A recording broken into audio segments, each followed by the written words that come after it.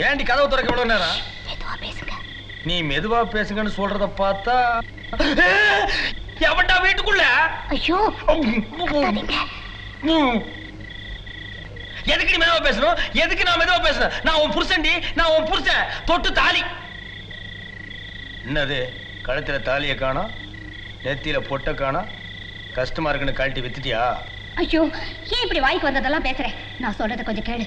இந்த அநியாயத்தை நான் எதுக்கிட்டு கேட்கணும்?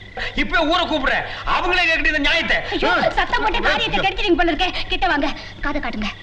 அதனால நம்ம ஊர் வழக்கப்படி செத்து போன ஒத்தமீச குப்புசாமியோட பொண்டாட்டிக்கு 5 ஏக்கரா நிலமும் தங்குறதுக்கு வீடும் கொடுத்துடலாம். அவ அதை வச்சு பொழைச்சிக்க வேண்டியதுதான்.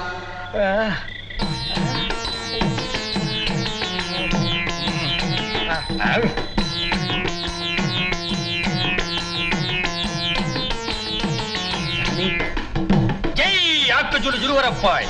சாமி எங்க இருந்து வர்றீங்க? ஐஸ் வெள்ளியங்கிரி மலையிலிருந்து. சாமி அங்க என்ன செஞ்சுக்கிட்டு இருந்தீங்க? நின்னு தாடி வளர்த்துக்கிட்டு இருந்த. உனக்கு வேண்டியதை மட்டும் கேளு. சாமி ஐஸ் வெள்ளிங்கிரி மலை என்ன? அது இமயமலை மாறீங்களா? நீ சொல்றது சாதாரண ஐஸ் மலை, நான் இருந்தது சேமியா ஐஸ் மலை. கலர் கலரா இருக்குமே அதான். சாமி இந்த ஊருக்கு என்ன விஷயமா வந்தீங்க?